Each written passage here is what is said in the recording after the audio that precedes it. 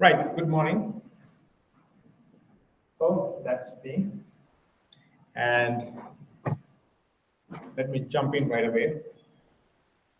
If you have been teaching anything that involves teamwork, I'm sure you are familiar with this phenomenon. Sometimes, even when you know that the student is not doing enough, um, you know that the student is not getting penalized enough. Get away with a B minus when should have failed. That kind of situation. And it's also common that we try to rectify this situation with feedback. Does it work? If the student is informed in some way that the contribution is not enough, would that make a difference? At a more general level, pedagogically, a more interesting question is, does feedback work? Whether it's peer feedback or instructor feedback, does it work? And this is a question, of course, an important question that has been looked into by many researchers, and the answer, the consensus is, yes, it works. If it is done in certain ways, it works better than other ways. So the next question is, what is the best way? What are those better ways of managing feedback in education? And there are certain general guidelines about this. If you do this instead of that, it works better, kind of general guidelines. But I suspect that in the end, it also depends a lot on the actual concrete context.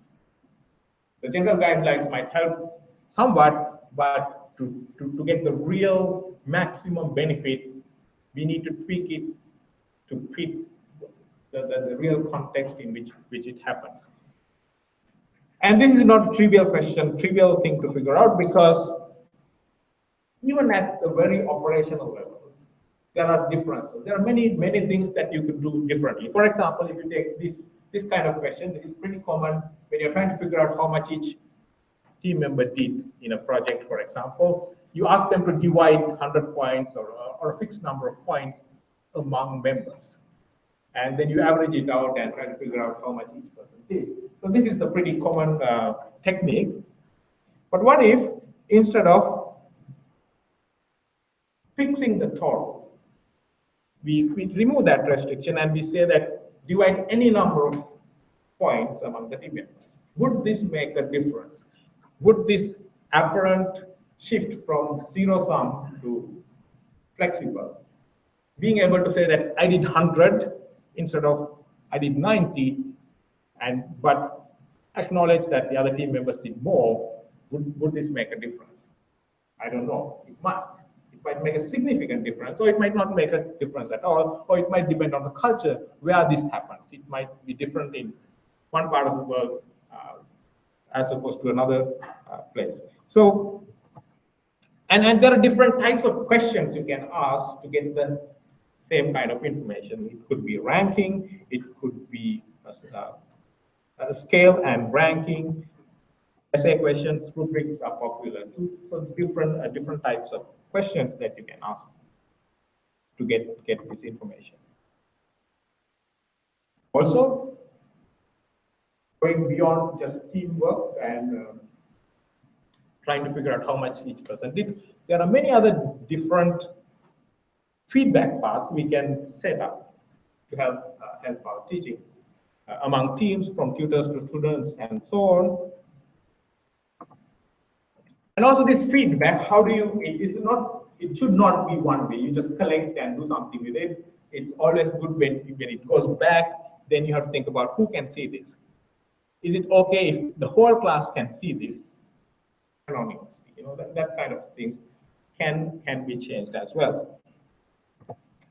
So if you're serious about using feedback to improve your teaching, and if you're also serious about tweaking and figuring out what is the best in this context, you need a mechanism to be able to change these things and try different things. A feedback management tool, therefore, has to be flexible. If it is flexible, then you can do all those things. And that's what we realized when we tried this out.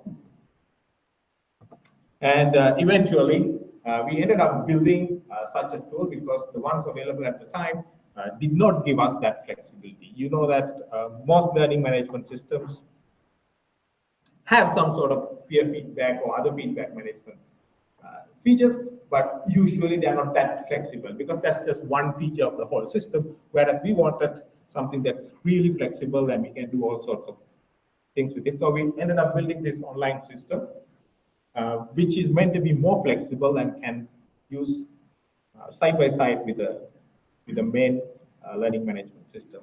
And since then, since 2011, it has been online and free for use.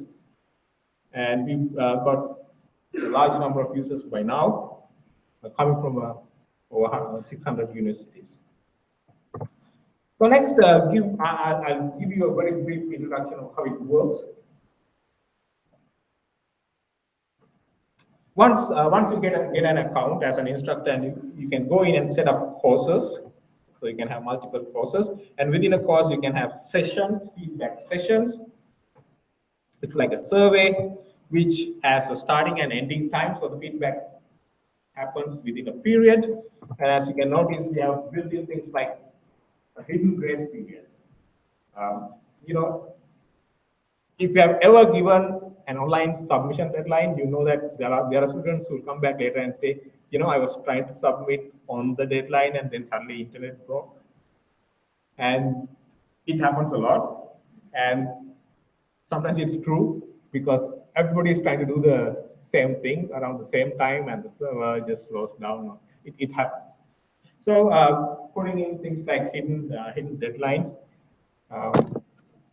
just so that we can avoid this sort of request for extensions. And then other things like when the responses will be available, visible, whether the email alerts, which email alerts we have, that sort of things can be configured.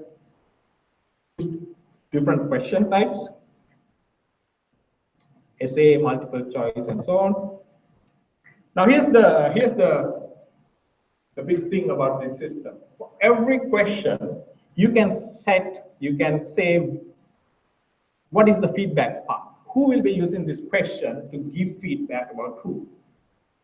For example, in this case, it is for students to give feedback about their team members, which means when students submit this feedback, they'll be answering the same question for each of the team members. So that is the feedback path for this question, and you can do that for each question. In one session, you can have one question giving students giving feedback to team members, another question tutors giving feedback to students, for example. So all these different feedback paths can happen in one session. And in addition, you can set the visibility level, who can see the responses, is it anonymous, things like that.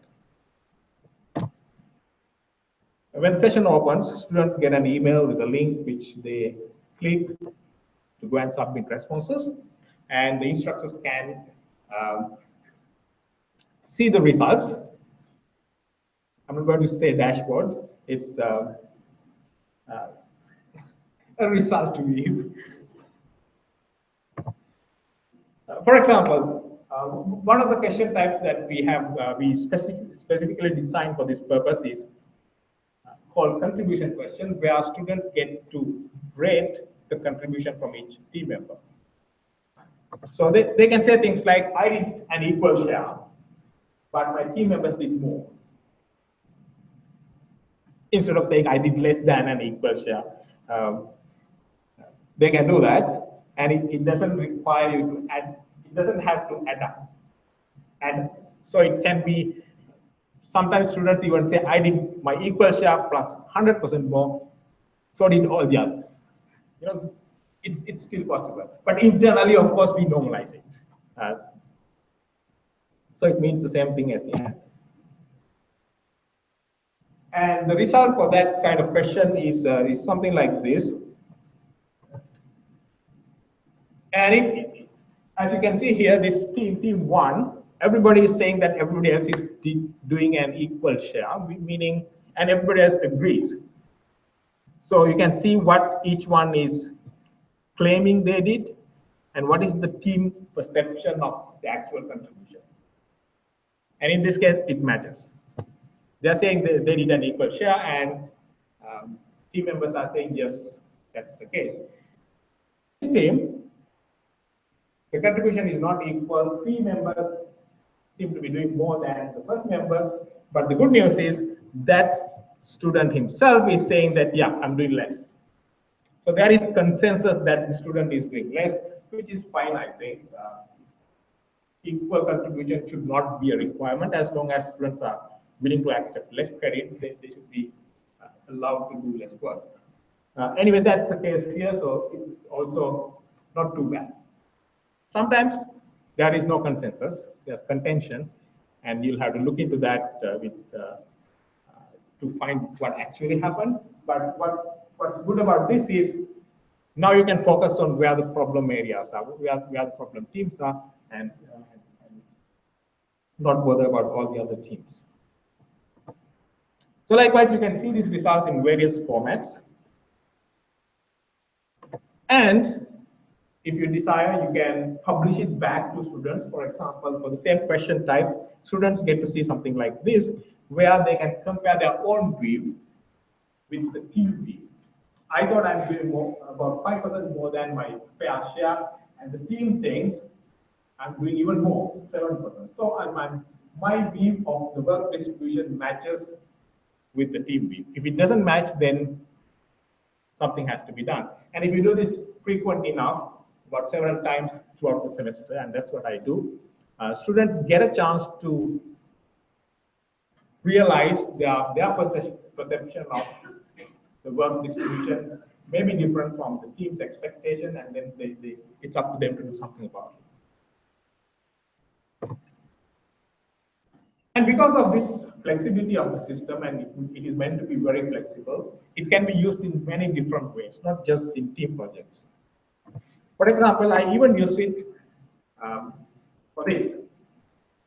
After a lecture, I set up a short session where students can ask me questions, or say where things are not clear, by simply submitting responses to the survey, and then I can answer, myself or tutors can answer this, and these responses can be published back, maybe to the entire class, anonymously if I want to. So that students don't see who asked this question, but they see that somebody asked this question and yes, the answer. So that way, perhaps students will be more encouraged to ask questions. So things like that. This is an example of how flexible the system is. Now, circling back to the objective, our objective was never to find out what's the best way to do peer feedback. That was too big of a thing to tackle, but our objective was to build the platform so that others can figure it out for themselves, for their own context, what's the best way to manage feedback or give feedback, set up feedback. If they're interested, they can do that. The usage of the system, the number of people who are interested in this seems to be increasing. And right now, every month, we collect about 200,000 data points based on the usage of the system, which used to be about 120K 1 year ago. So the usage is increasing about 60% per year, and we're sitting on this big amount of data, and we haven't done anything with it because I have no time. Just maintaining the system and evolving it, it's a big undertaking. So I'm always open, and I'm always hopeful that somebody will come along and work with me to set up a research or analyze this data and find more insights. What kind of questions work better? Do students always overestimate their work? Does it depend on the region or the culture? Things like that. Whatever. There are possibilities. Now, All this is was possible because of generous help from NUS. And if anybody is interested in using the system for your teaching, or this is how you can get access.